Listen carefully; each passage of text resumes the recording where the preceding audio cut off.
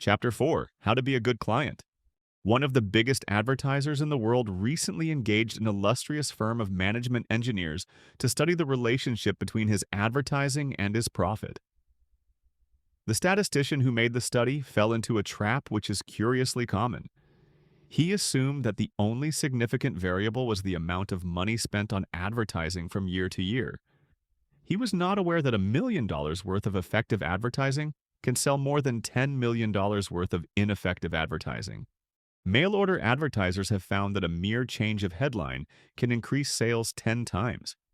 And I have seen television commercials sell 5 times as much of a product as other commercials written by the same man.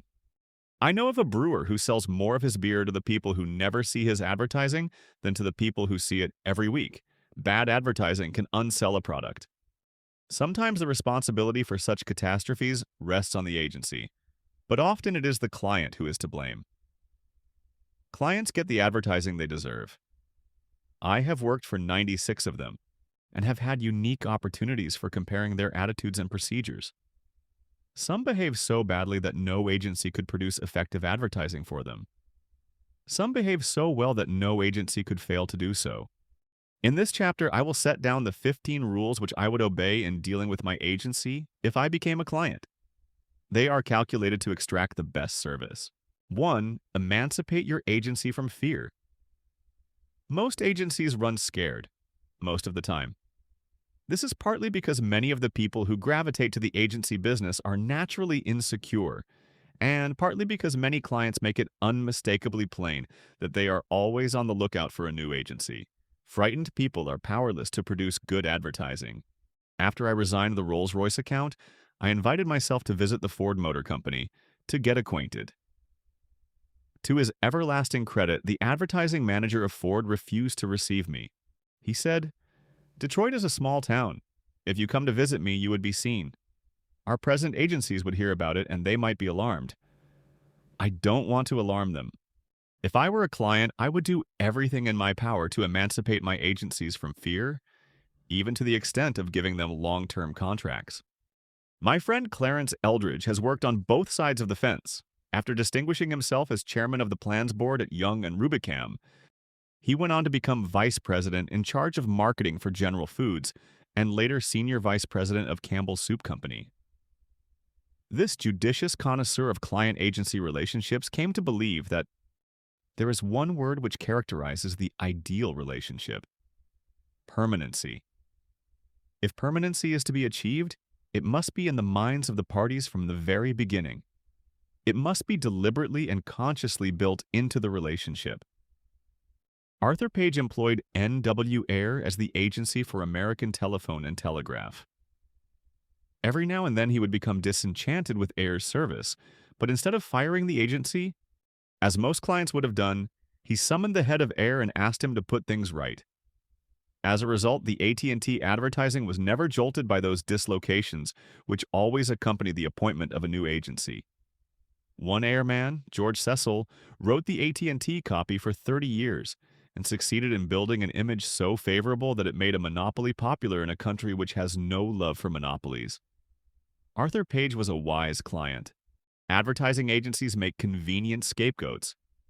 It is easier to fire your agency than to admit to your stockholders that there is something wrong with your product or your management. However, before you fire your agency, ask yourself these questions. A. Procter & Gamble and General Foods get superlative service out of their agencies, and they have never fired an agency. Why not? B. Will the appointment of a new agency solve your problem or merely sweep it under the rug? What are the real roots of your problem? Uncle C. Has your product been made obsolete by your competitors? D. Did you dictate the advertising for which you now blame your agency?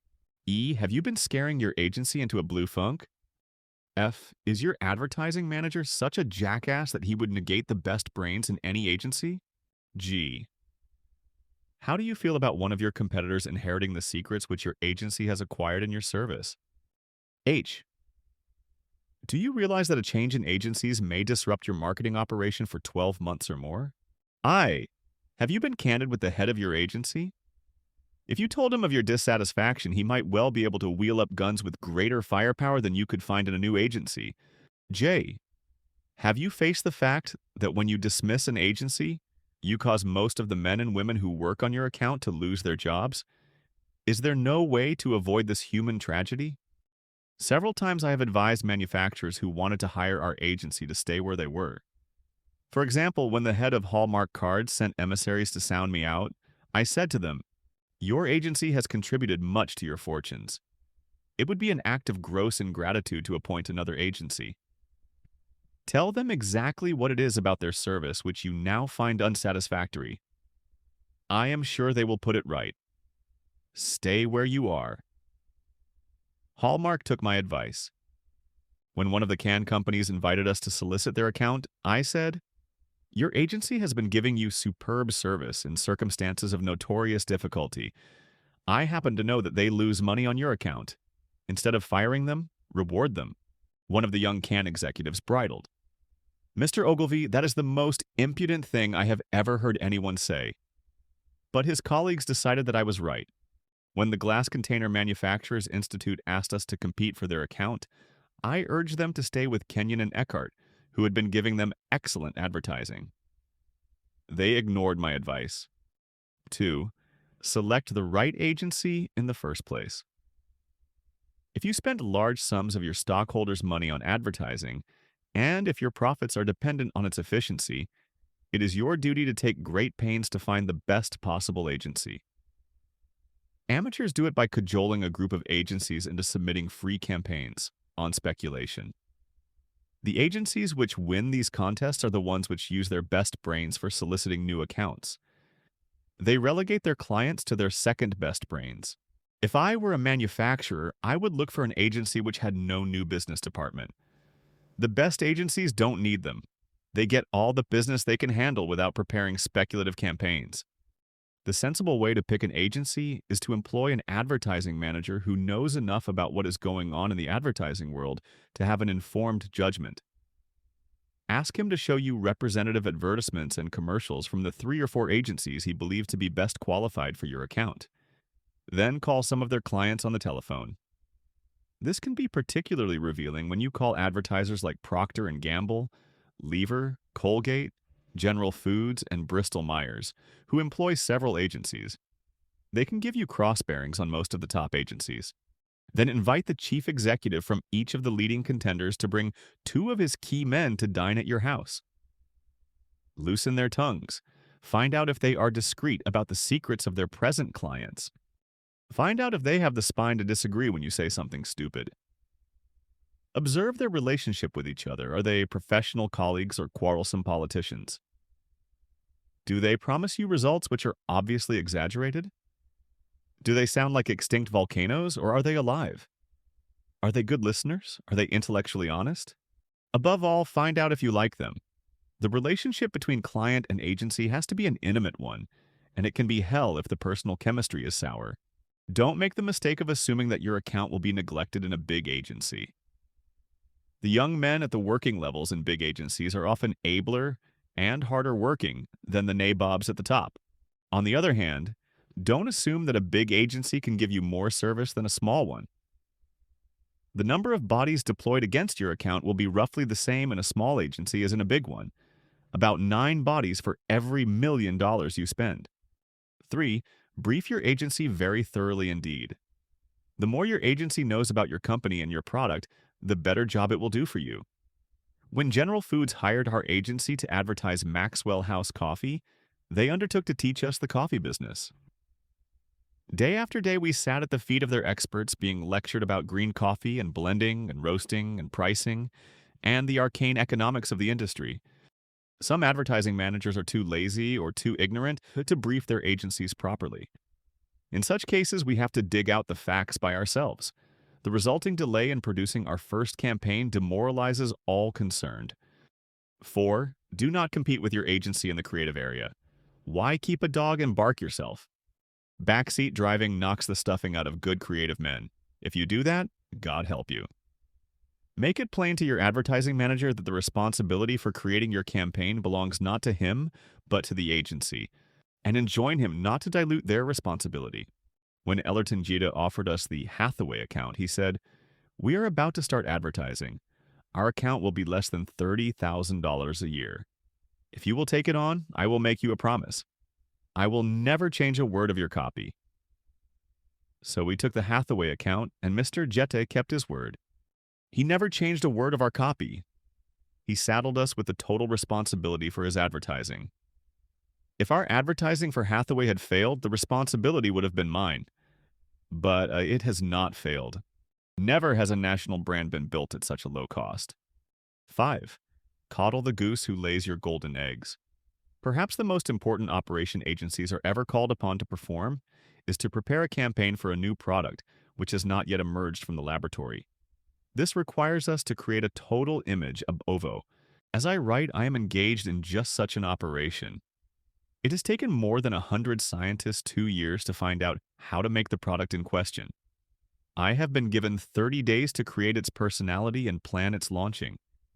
If I do my job well, I shall contribute as much as the 100 scientists to the success of this product. This is not work for beginners.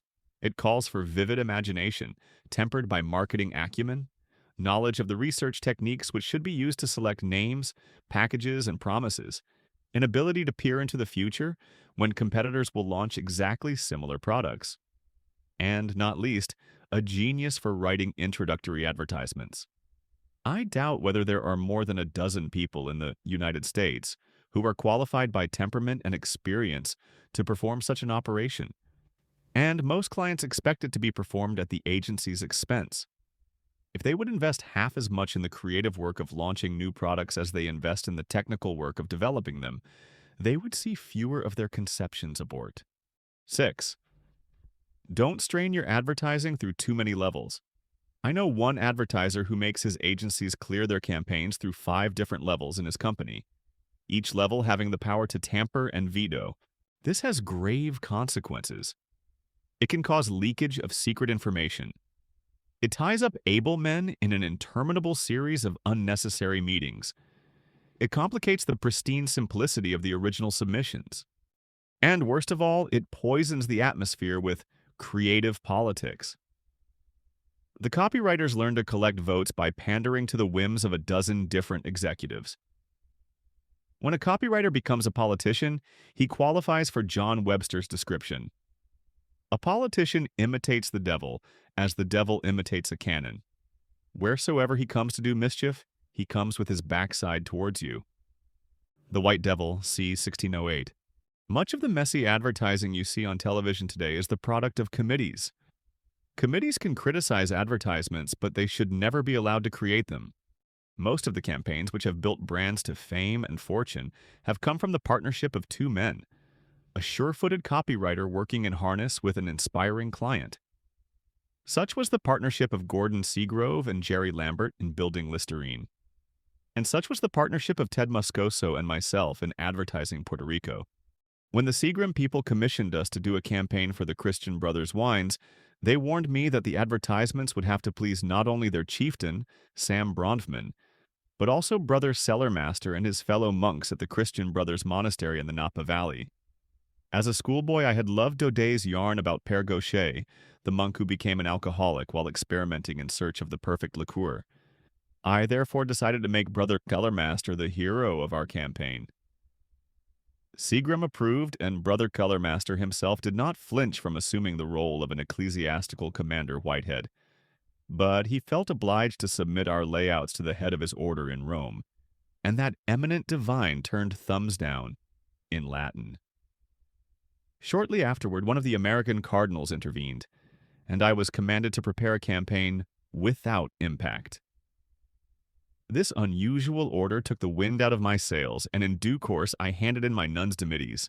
Hydra-headed clients present insoluble problems. 7. Make sure that your agency makes a profit. Your account competes with all the other accounts in your agency.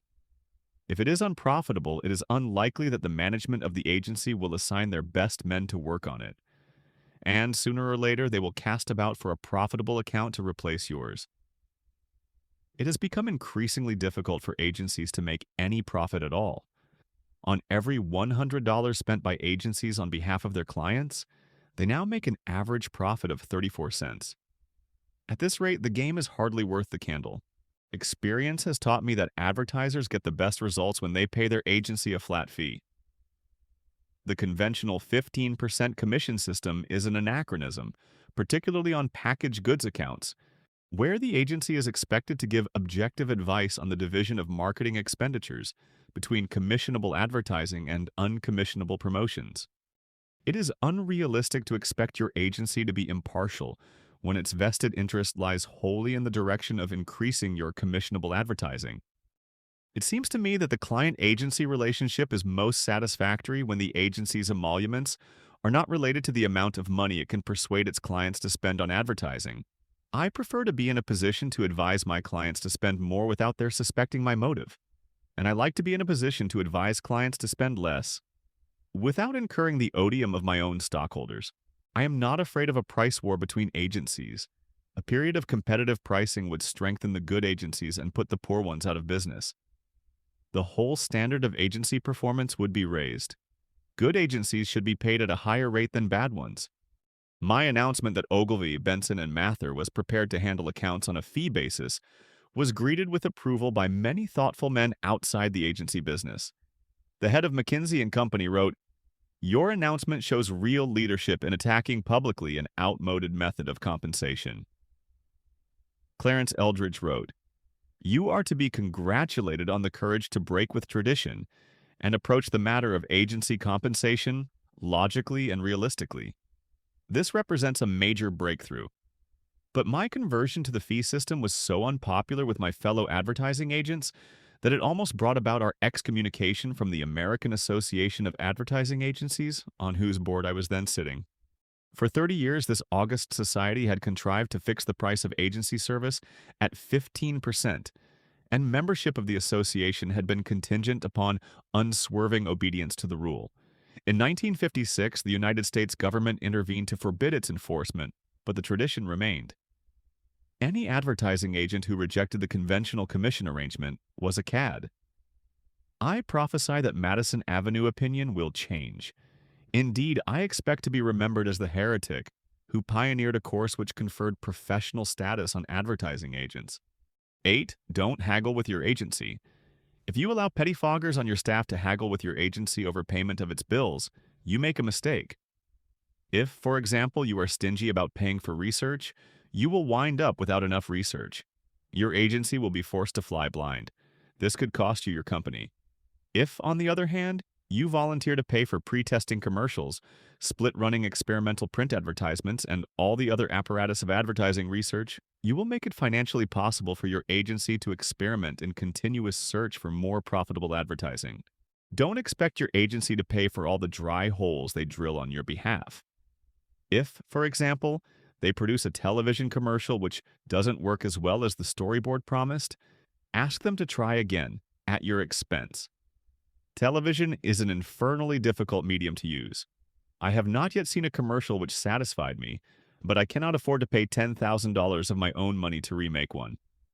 When we finished producing our first commercial for Vim detergent tablets, a wise man at Lever Brothers said to me, "Can you think of any ways in which this commercial could be improved?" I confessed that I could think of 19 ways. "Well," he said, "we are going to spend $4 million on broadcasting this commercial. I want it to be as powerful as possible. Remake it, and we will pay for it." Most clients would have insisted that the agency pay for remaking it, an attitude that encourages agencies to conceal their divine discontent with their botches. When Arthur Houghton asked us to do the advertising for Steuben, he gave me a crystal-clear directive. "We make the best glass in the world. Your job is to make the best advertising." I replied, "Making perfect glass is very difficult. Even the Steuben craftsmen produce some imperfect pieces. Your inspectors break them.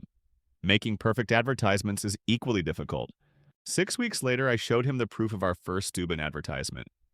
It was in color, and the plates, which had cost $1,200, were imperfect.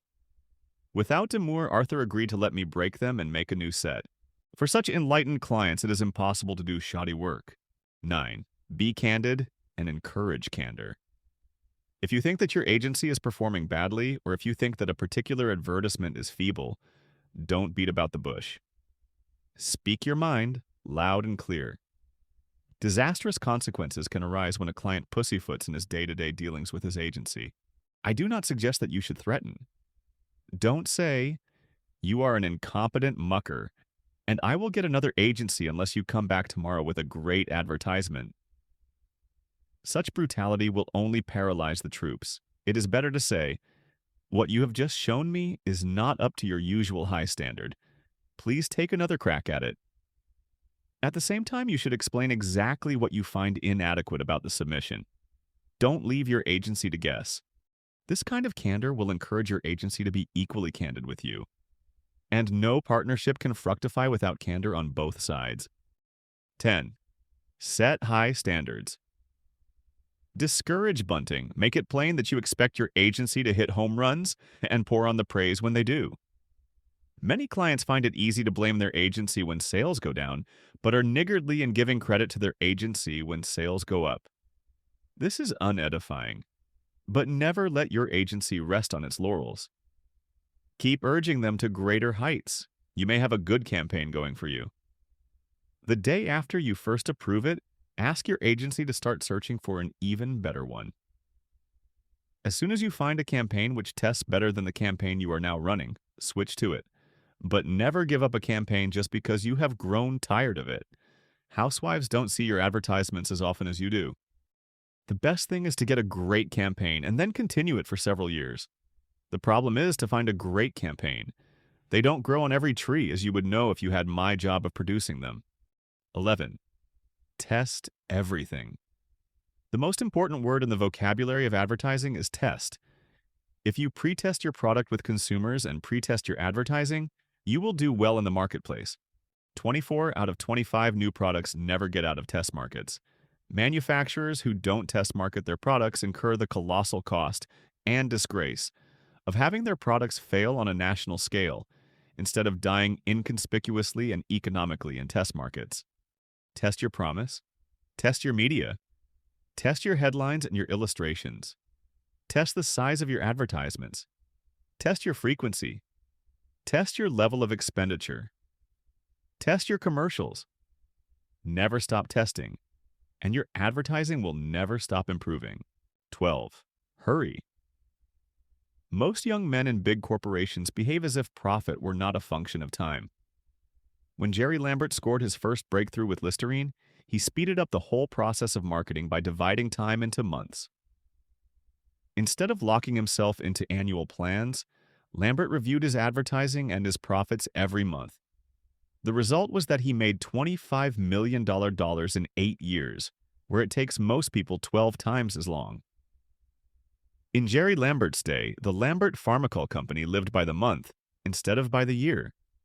I commend that course to all advertisers. 13. Don't waste time on problem babies.